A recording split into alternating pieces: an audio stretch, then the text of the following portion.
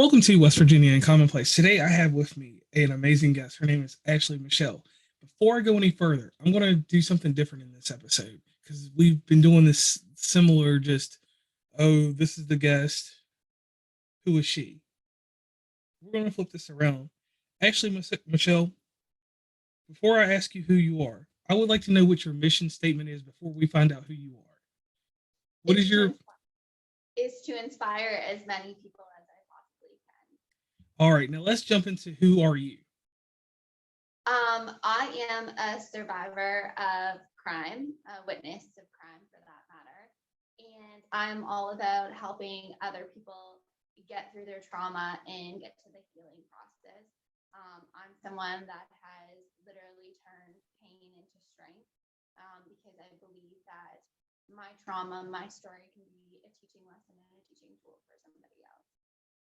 Okay, so going into detail, because I know that you have things going on with you that will inspire people, and we'll get into that in just a moment. But could you go into a brief detail of what happened, just a little bit, to let people know why they should be inspired by you? Well, I'm going to be honest, it didn't just start in 2016. So Okay. I had to really dive into my childhood if I really wanted to heal my trauma properly. And so my trauma actually started when I was little, essentially, like hearing my parents like argue back and forth. I don't talk to either one of them anymore currently. Um, so then I got into toxic relationships myself. My first boyfriend ever was in college. That was abusive. That was toxic on all levels.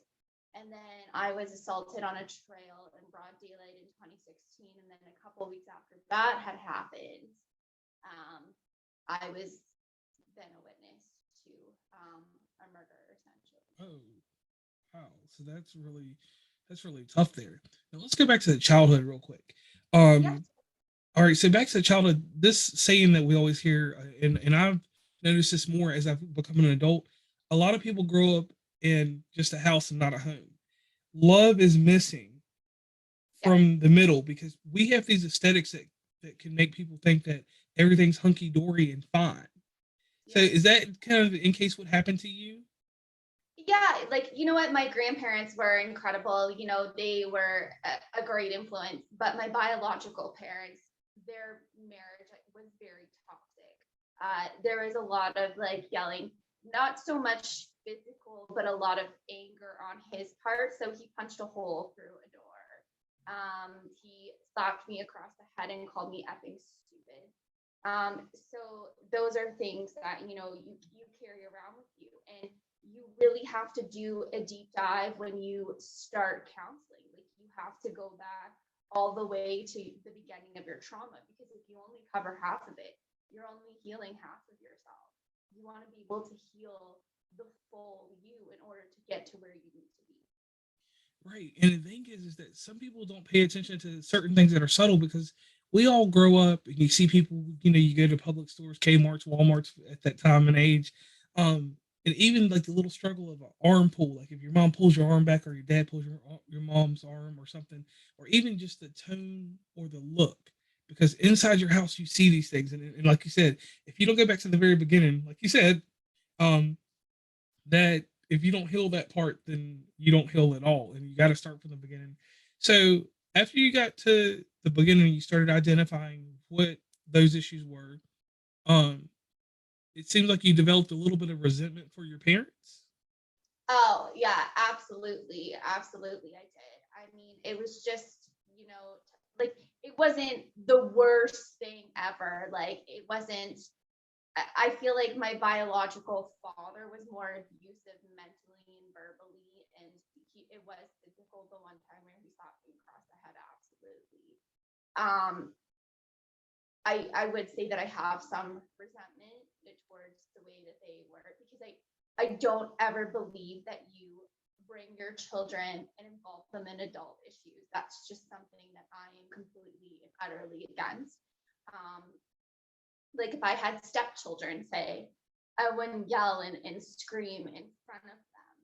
I just, or no matter who the children were in my life, like I'm a nanny, for instance. So like I wouldn't yell and scream in front of them. You know what I mean? Like there's just certain things that you don't do because those things stay with a child forever, right? And it gets to their brain, and they start thinking, okay, this is normal, this is what I deserve, this is what a relationship looks like, right? And then they see what they know, right? And they go into toxic relationships, and it becomes this cycle again and again. Okay. And then so you go through that, you get through your teenage years, and our teenagers are our volatile years. That's the Oh, my teenage years were awful. I was bullied so badly. When my grandfather died, I actually went into a bit of bulimia. whoa. Yeah. So in those years, like you just said, you explained what had happened to you. Those are the most impressionable years because you go back on those childhood memories, and that's what fosters the relationships. Because around seventh, eighth, ninth grade, that's when and it doesn't matter what your persuasion is, boy on boy, girl on girl, we or whatever. Um, we all develop that close knit relationship with one person or two or three or four people, and from there, those toxic traits, like you said, that we endured come out. And they come out real subtly. And then once you get 18, 19, if you're going to college or you're going into the workforce, you've started to get a set way of doing things. And you feel that, like you said, that that's all right. So what happened to you around 18 and 19? What happened around that age group?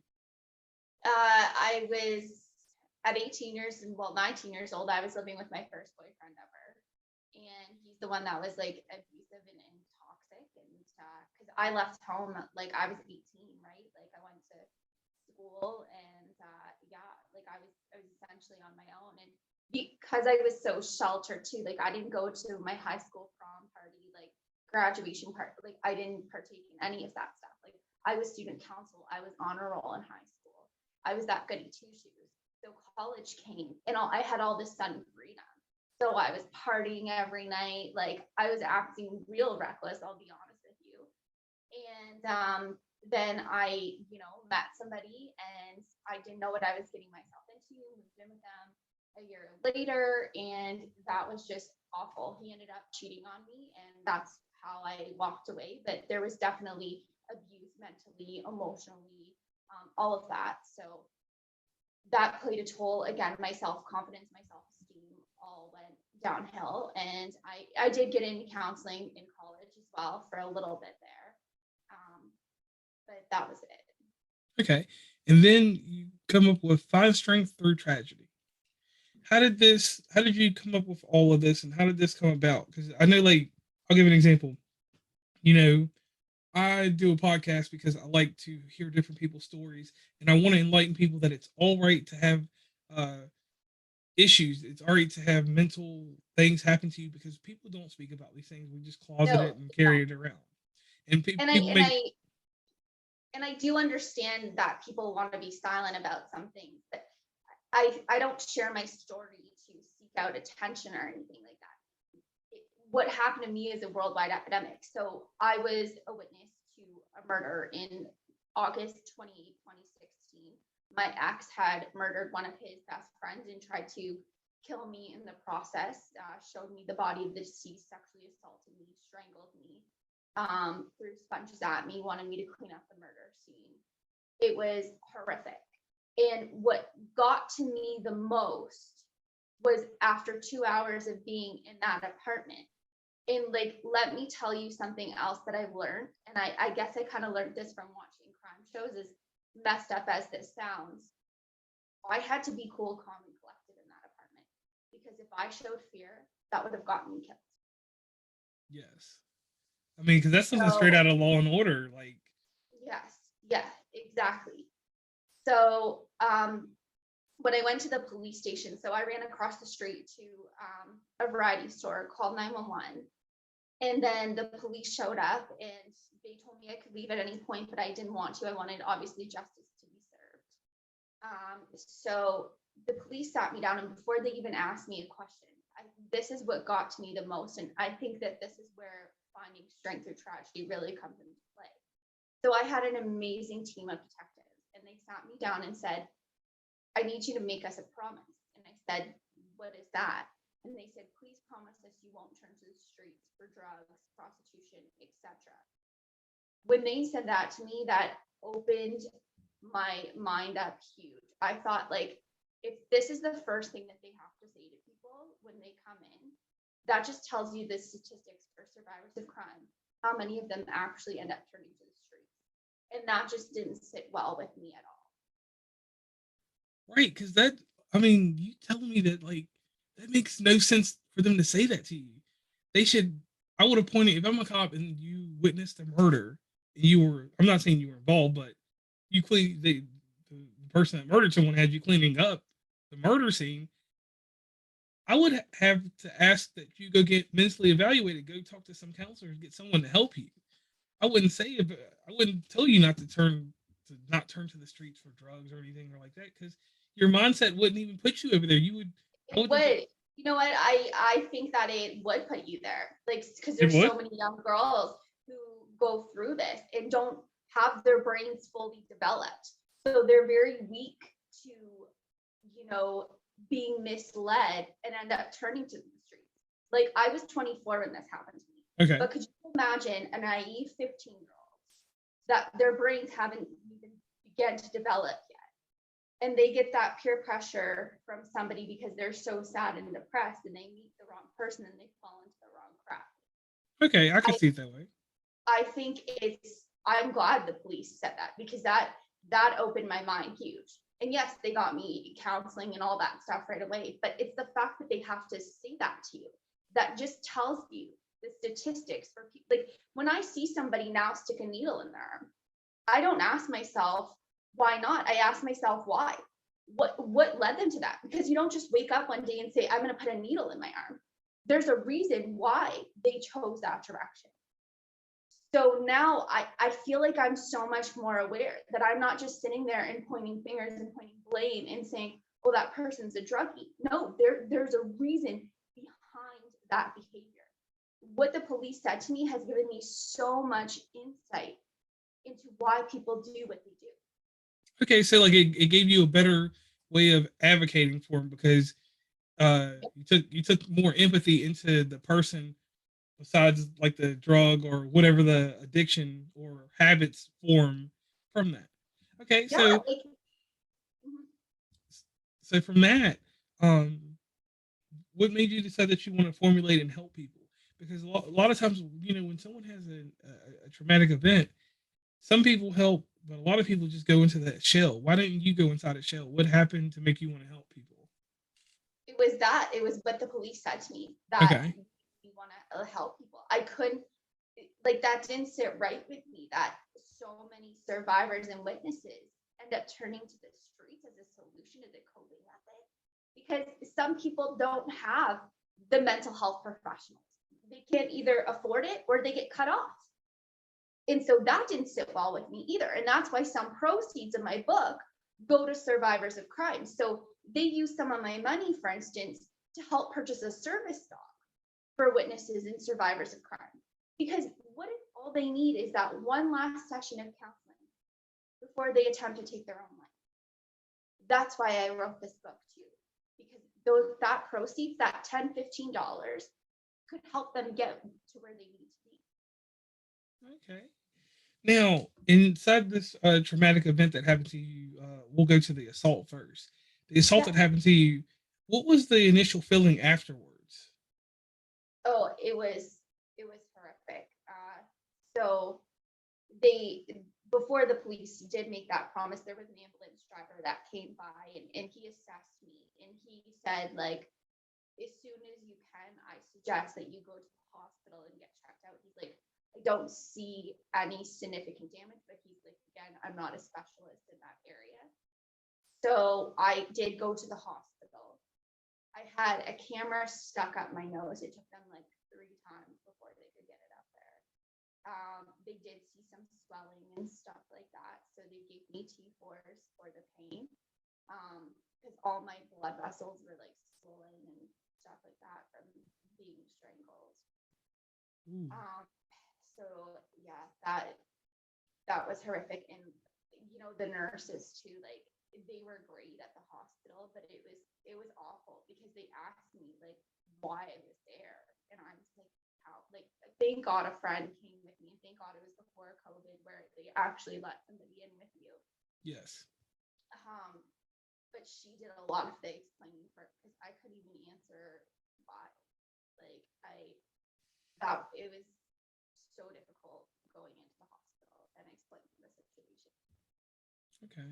Now you get to write in your book, and your book is to help others and it's self care for yourself. Was there any point inside of writing this book that you had to just stop and the tears just rolled down and you had to just move away from it for a few days or anything like Uh, that? the tears definitely rolled down my face at some point writing this. Um, but no, I never stopped. I never taken a break because I knew it sounds so crazy, but I knew what I wanted in this book. I knew what I wanted to say in this book.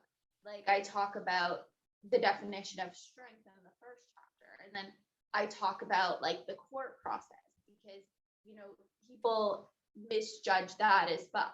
And again, if you've never been in a situation, you're not going to understand it. But people think, once the court process is over, well, this is all done. No, that's not the case. As soon as the court process was done, so there's the pre-hearing, and then there's the trial. Like 6 weeks before the trial even happened, I was going in the courthouse a couple of times every week to go over my statements, to go over my 911 call, to listen to everything again. So once again, you're kind of being re-traumatized, but I never thought as myself that way. I thought, you know what, this is for justice. This is for justice to be served. But like a 15-year-old, that could be a bit overwhelming and a bit much for them. And like it's a process, like it's a healing. Like this is where you really need to dive into counseling and really that self-care is vital. And then as soon as the court process is done with, then you have the victim impact. Then as soon as that's done with, you have to retell your story to the parole board and fill out paperwork with them now. Like this stuff is constant. It's not going away. Like I have a life sentence. The deceased's family has a life sentence. Like this is my forever right Okay, and it never goes away because when that person is up for parole or for something like that,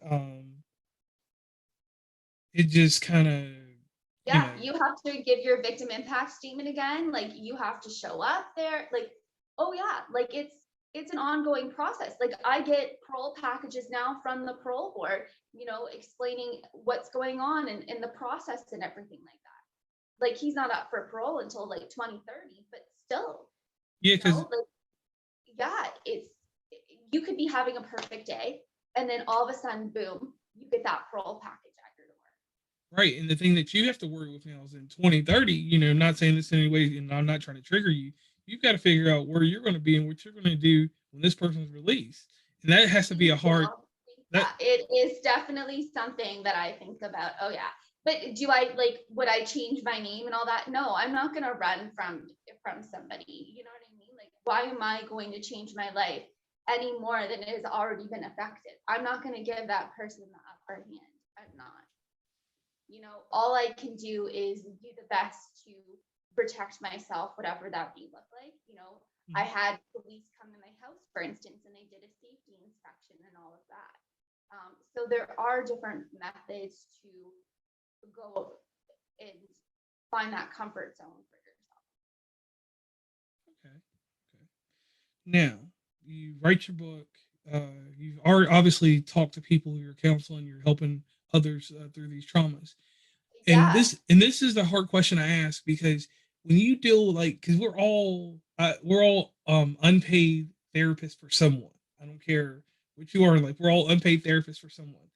When you take someone else's mental anguish and you channel it or bottle it up or manufacture some way to help them, there's an issue of despair within yourself. So what do you do to keep yourself or keep your glass full to help others? it's Me. all it's all about self-care. If you're not taking care of yourself, then how can you help other people? I'm a big believer and a firm believer in that. So for me, my self-care is going to the gym. That's what I do for me. And that helps me in more ways than one. That helps me on a mental note, that helps me on a physical note, that helps me on an emotional note.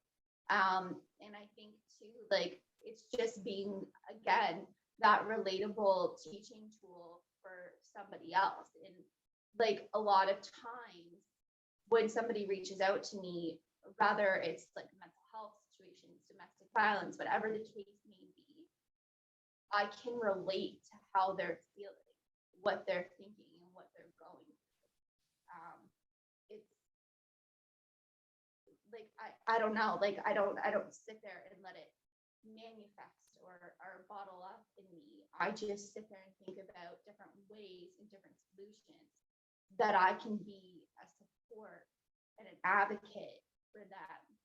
Um, I share my story with them. I try to think about myself in their shoes and what are some of the things that can benefit them and help them. Um, I just try to lead by example. Okay. Okay. Now you're going along. You have a YouTube channel that I would like Yes. to talk about for a moment. Could you please let the audience know exactly where they can find your YouTube channel and where they can reach you on social media and where they can buy your book? Because that's Yeah. we do a little shameless plug, and I forgot to get you to do that in the middle of the show. Perfect. Yeah, absolutely. So it's Ashley Inspires for the YouTube channel. It's ashleyinspires.com for my book as well. And there's blogs too that I post. I try to post them on a weekly basis. So there's blogs on like anxiety, PTSD, depression, relationships, self-care, a life sentence. So there's blogs that talk about almost everything.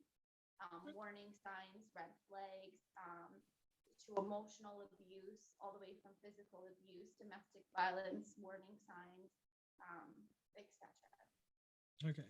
Now, inside the show, I like to pay homage to a news magazine called 2020. It used to come on. It comes on ABC, and they're a little bit more in depth questions.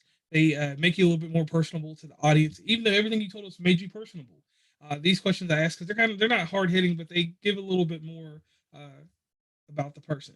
So, what I was says from me talking to you, and we had like a 2 minute pre call earlier.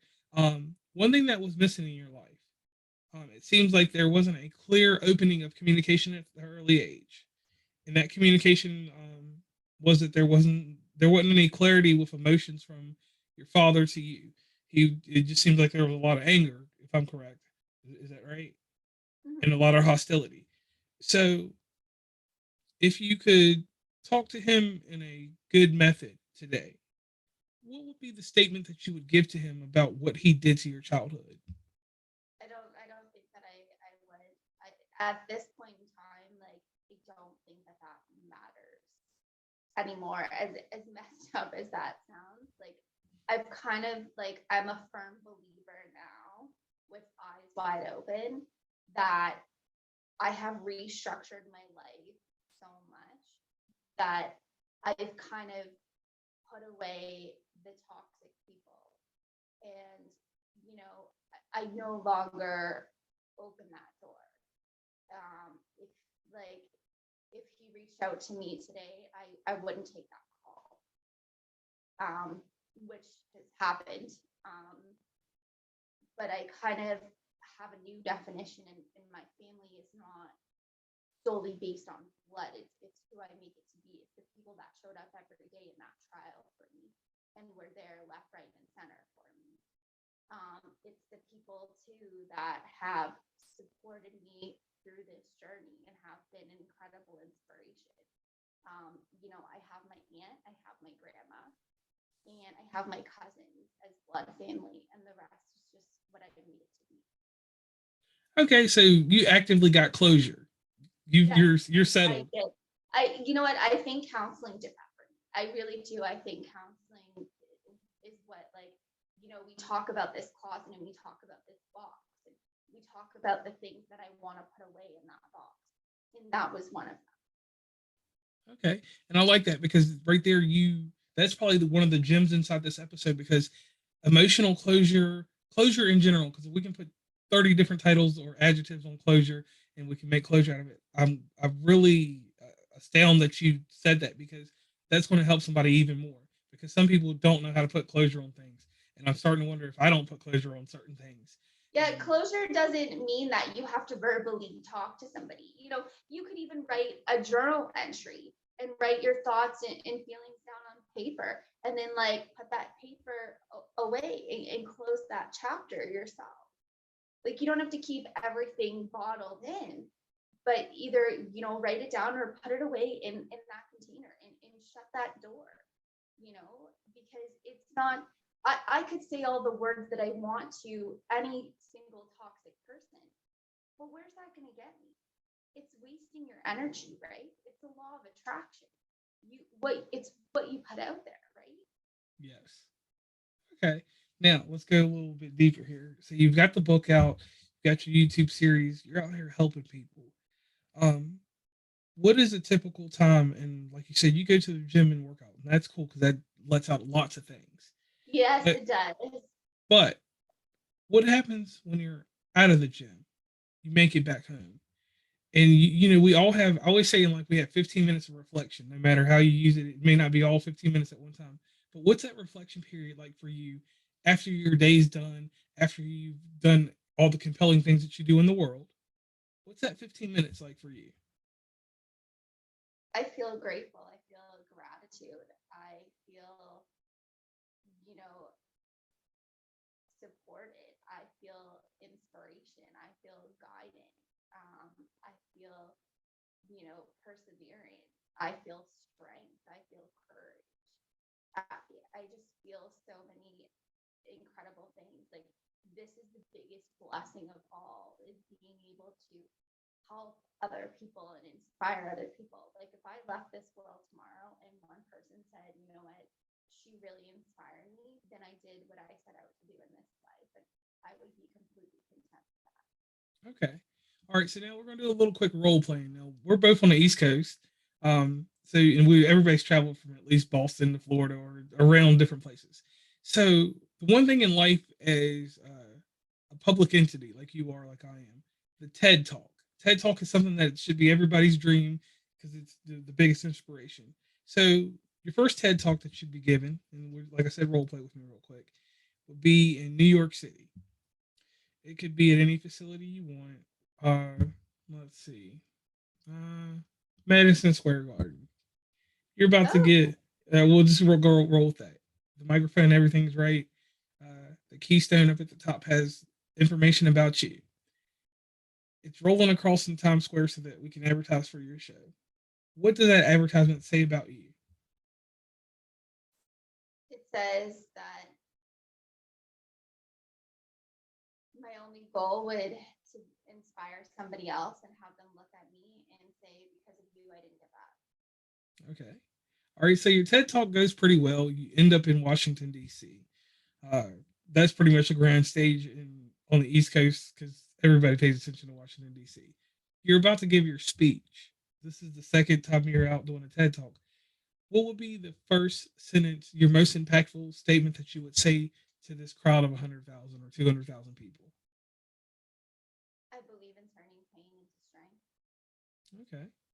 So you do good with that. You get good reviews. Now you move on to Charlotte, North Carolina, because that's a midway point. That's the mid Atlantic for a lot of people.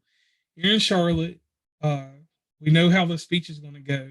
You get to the very end of your show, um, and you see an Ashley in the audience. You see you because you know like because in empathic ways you see people and you know what type of people gravitate to you because they are your people. We're all everyone's people, but you know what I mean when I'm saying that. So Yes. you see your reflection in the audience. Okay. You got time and you get security bring this person to the back to talk to you. What do you tell that person? I tell that person that I'm proud of them, that they are a warrior, they are a survivor, they are courageous, they are brave, and they should be so proud of them as I'm proud of them, and I believe in them. And with that belief, that I feel like they are unstoppable. Okay, now from the success of this TED Talk, you get you a deal to go to every Barnes and Noble across the U.S. And it doesn't matter what direction you go in or where you go. You're setting up your press conference for this because TED Talks do lead to different things. So at this place, you're at the Barnes and Noble that's local to you, and your friends, family, everybody's there. Or just and when I say friends and family, your friends can be your family, and family may not, like you said earlier, be even friends. So you're there. what is the impact statement that you give these people about you touring with your book and signing autographs and just being very informative and insightful to people? What's that statement that you're giving right then and there? That I believe that my story can be a teaching lesson and a teaching tool for somebody else. I share this story so that way it can not only inspire but change as many lives and impact as many lives as possible, because I never want somebody to feel that they're alone going through this horrific trauma. I believe that you should come together in a trauma, and you should be building each other up and supporting people. And I don't believe in the word victim whatsoever. I believe I've never once thought of myself as a victim. I think that anyone that has gone through horrific trauma is a warrior, a survivor. They are courageous, they are brave. I think that we need to start using positive terminology, and I think that that's something that I would definitely discuss in front of a group of people or millions of people for that matter. I think it's important that we really change our terminology around, because words hurt. And, people are so quick to judge and point fingers. Like, there's been people that say, oh, you didn't see this coming. No, we don't see things like this coming. Look at the Chris Watts story, for instance. Do you think Shanann Watts, his wife and two beautiful daughters, saw that their dad was going to kill them and his pregnant wife? No, nobody sees that coming. We want to see the best in the people we love. And I really think engaging and talking to people about not being so darn judgmental, or like, people have this assumption too, is that every time somebody posts a picture on social media and they smile, that they're the happiest go lucky people. But what's really behind that smile? And I'm not saying everyone is sad and depressed, but people look at me and they're like, oh, you're so bubbly, you're so outgoing, you're so friendly. Oh, things like that would never happen to you. But trauma doesn't discriminate. It doesn't matter if you're rich, poor. It doesn't matter what your race is, your gender is. Trauma doesn't care. Trauma happens to anybody at any age. Okay, and that's powerful. I like that. So that will be your press conference. Now we're getting towards the end of the show, and one thing I like to do is give you a little testimonial about yourself, because I've gotten to know you through this talk that we had. Actually, I want to say this to you: it is very hard in the world to be an advocate for mental health, because we put stigma and taboos on it. So I want to thank you for stepping out your shell, sharing your experiences, because your experiences people will detail with multiple adjectives and stuff like this, and a lot of people would just self soak. They would not want to help anyone else. They would just stay as a hermit inside their own feelings, and live their life, and maybe stay sheltered or stay away from even any type of human interaction afterwards. Because in this day and age, you don't have to even go outside anymore to get everything you need. Um, and you can work from home. So that's amazing that you're allowing yourself to be out there and to be open with people and to share this experience multiple times. Because, like you said, such traumatic events, people are going to put extra adjectives, and I say it like that as extra adjectives because no one, like you said earlier, no one truly will ever know your experience, but someone that has similarities to what have happened can relate, and people that can't relate to the experience can relate to the emotion, because emotion is one thing that is still clear and defined no matter how we get the emotion or how it happens. It's the same emotion: despair, being distraught. Those things, they can have extra inches and miles to them, but it still falls in the same category. That's one thing I want to thank you for generalizing. Generalizing is a hard thing to do, because you have to not be selfish about what happened to you. You have to, like you said about the person with the needle and stuff like that. Generalization is the hardest thing as a human being to do. We can rationalize all day, which I can rationalize with anyone. I can be like, hey, this happened, blah, blah, blah, blah. But to generalize it and say that, let's put this all together, not in the capsule or anything, but to actually sit there and say, hey, we got hurt, this happened, let's heal. That's hard to do. Even though it sounds simple as riding a bike, it's not that simple No. because so many barriers get put up. So I want to thank you for that, and I want to thank you for not putting up barriers. So in this life, I would like you to do this if you can, and if you will. Keep a bright smile to what you do, and keep advocating because, like you said, that one person or the 10 million people that you may help impacting a life is something that has no reward, has no gratification to it. It's just human nature. That's something that we should all strive for, and you're striving for that, and that's a lost art in human nature. So on that, that's your testimony right there. And I really thank you so much for coming on the show. So the last thing I'd like to do is could you give a shout out to any and everyone that you would like to that has helped you along the way, molded you or shaped you along the way? Because sometimes we don't give people their flowers while they're here, and sometimes they're gone and we don't give them their flowers. So it's your turn to give them Yeah, flowers. definitely. My boyfriend, he's huge, very important in this. Like it's been, challenging at times to reopen myself up to somebody else, but he is very supportive. Like I'm launching a course too, and it's from trauma to amazing relationships, and he has been so supportive in that. Sunil Gotsi is the one that's behind my book and everything. So him and his team have helped me immensely. And then my aunt, my grandma, my cousins have all been, instrumental in this as well. I read blogs to them, I send them videos, vice versa. Helen, who is no longer with me, she passed away of cancer, and she was incredible in my life. Her and I went over my book so many times, back and forth, reading it, reviewing it.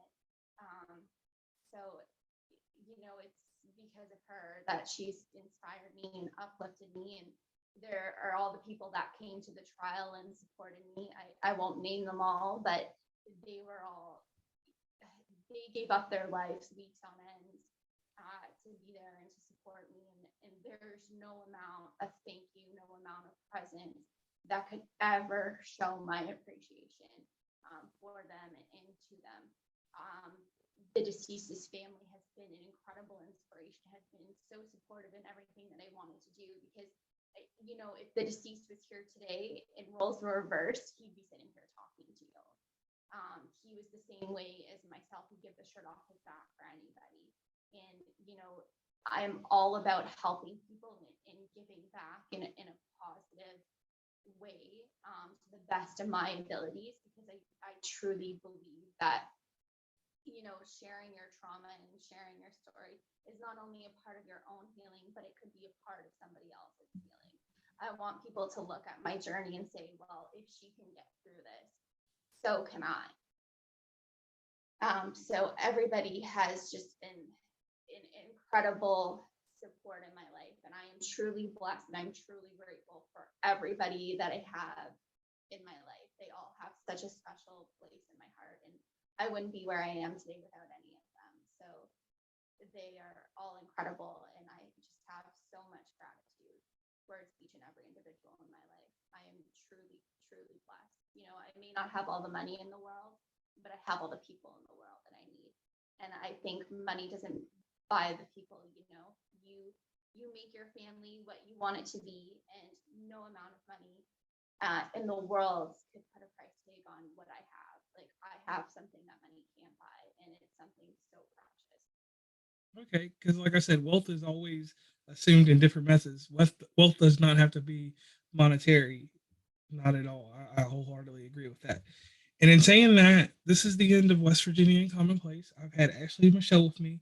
And audience, please remember, check in the show notes. There will be all links to everything that it actually inspires. And on that note, just remember the newsletters go out. Head over to www.wvuncommonplace.com and you will be able to find more information out on Ashley Inspires. And I'll have all that stuff up very soon. Look out for her YouTube channel, every venture that she has going on. And on that note, this is JR, and I am signing off.